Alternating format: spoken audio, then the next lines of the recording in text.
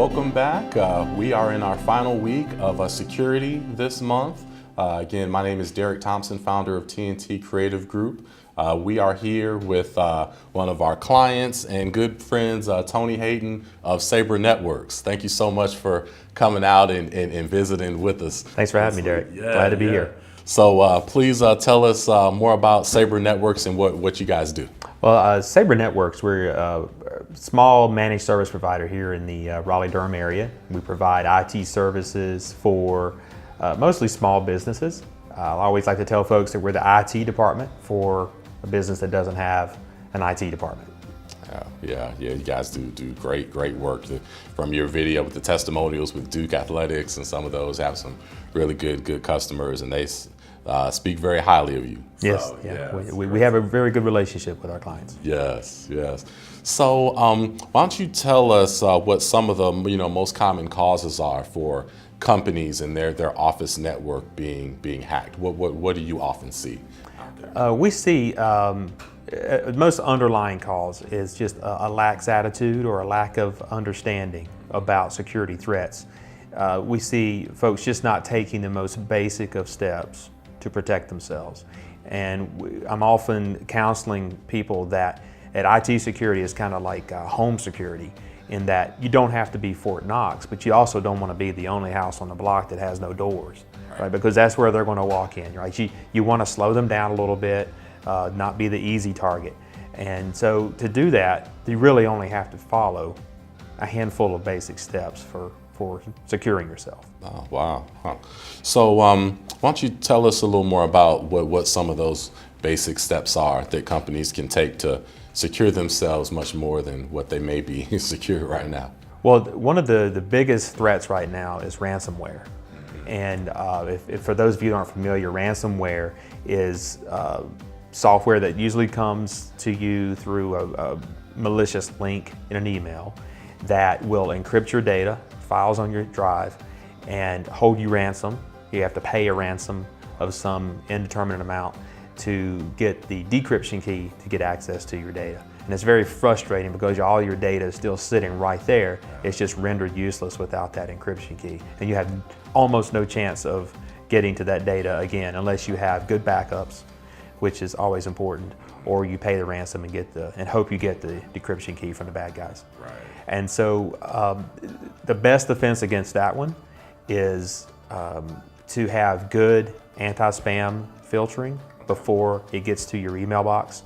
That would include the spam filtering that included at least a couple of different antivirus engines, so that you have a couple of different sets of eyes looking at this information to maybe stop it. But even that won't stop everything, because ultimately what's coming into you is just a link. And that link is linking you to something that's malicious. These are called phishing emails, PHISHING, and they're just enticing you to click on a link, something that you think is legitimate, and then down comes the email or the file and decrypts all of your data. So good antivirus scripting protections in the email before it comes in is the most important thing. The second most important thing is just being on the lookout and knowing what you're looking for and not clicking on these links if you are not 100% sure what it is. Yeah. If you're getting an email that says it's coming from your bank and it says click here to confirm your password or something, first of all, your bank won't do that. And secondly, go outside of your email, go to your bank's website directly yourself and go in that way. Don't use that link because it can look very convincing. Yeah, they've gotten much better at making those emails pass. Yeah, we used to laugh at those and wonder how anybody could fall from, because the English was so poor, and they just looked horrible and a very amateurish. Right. But now they are very good. So you have to be careful. Yeah. Any other ways to protect yourself that come to mind? There are several ways. Of course, you have to have good antivirus at the workstation level as well. We were talking about antivirus in the spam filter, yes. But at the workstation level, a web protection, web filtering to monitor any malicious sites you're going to, because once you click that link, you're out of your email, you're onto the web. A good web filter will realize, no, this is a malicious link, and will stop you from getting there. See, patch management, getting a little outside of ransomware here. Patch management is also often overlooked. people let their machines get way out of date with patches, and most patches are security related, and they're plugging holes. And so if you keep your machine patched, there are fewer holes through which the bad guys can come in through. And then there's, of course, firewalls, and there's filtering at the firewall level, and there's all kinds of things you can do, but none of these things I'm mentioning are particularly difficult, and they're not particularly expensive to implement. They're just the basics. You don't have to be a Fortune 500 company who's spending millions of dollars on security. You just have to be following the most basic of guidelines, and you will be safe most of the time. Right. Yeah, great insight, especially with the security patches. I know oftentimes that's a pain. People don't want to, they're in the middle of something, they don't want to stop what they're doing, but that's very important, or at least to make a note and do it by the end of the day, but not let that then go on to the next day and the next. Yeah, it is a pain. Everybody says no, not now, and then it's often forgotten. Exactly. For weeks or months sometimes. Yeah, so that's the big issue there. So what do you say to that company? Because I hear it even from the website or other sides of, well, hey, you know what? Nobody's worried about my company. No one's trying to hack me. What do you say to those companies? Yeah, well, people are almost talking about two different things. They're thinking of sort of corporate espionage, and they're thinking, I'm just a little guy and nobody's looking for that. Well, maybe not, but these ransomware kings who are doing this, they're just looking for targets of opportunity. Right. They are going house to house on that street and looking for that unprotected property that they can get into. And so you don't have to be quote unquote somebody or a big company or an important person to get hacked. They're looking for a target of opportunity. They want to get at your personal data that they can resell. It can include credit card information. They could be looking to use your machine as a zombie in their little botnet so they can use it to attack other folks. So it doesn't have to be that you are the target. Very seldom is that the case, really. Yeah. It's usually just that they're throwing out a wide net and seeing what they catch. So it's not a matter of I'm not important enough, nobody's coming after me. It just if you're weak enough, they'll pick you off. That's the key. That's the key.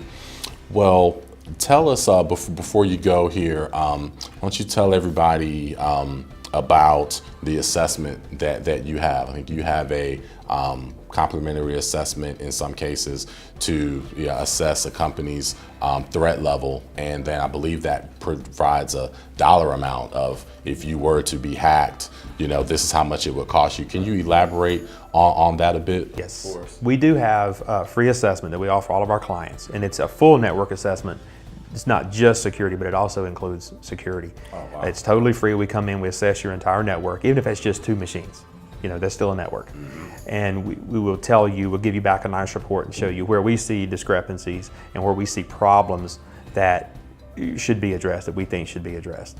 And what you're referring to there is for folks who are subject to HIPAA in medical practices, subject to HIPAA, or if they're taking credit cards and they're subject to PCI compliance.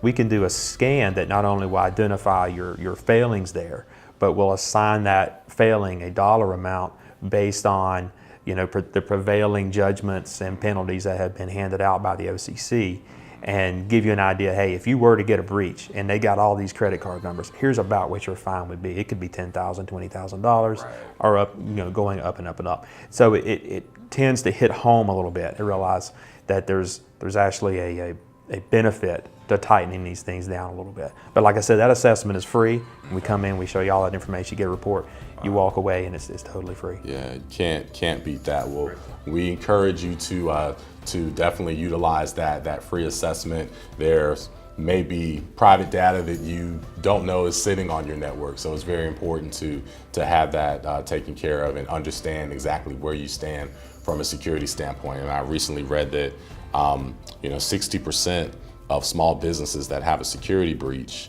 end up shutting down within 6 months of that. So you could save your company by simply understanding where you are. You can get that assessment at sabrenetworks.com. Go there, go ahead and sign up for that, and you'll be happy you did it. So we are signing off for this week. this concludes our month of security awareness.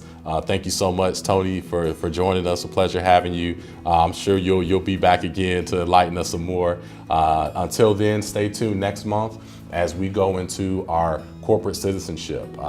We, as TNT Creative Group, do a lot in the community, and we're going to share some of those tips with you to help you and your company get more involved.